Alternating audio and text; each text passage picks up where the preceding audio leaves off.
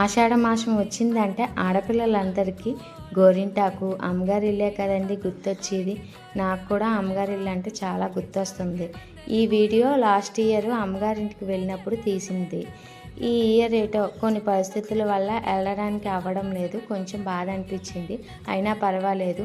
అమ్మ ఎప్పుడూ నాతో ఫోన్ మాట్లాడుతూనే ఉంటుంది. అవసరమైతే వీడియో కాల్ కూడా చేస్తారు.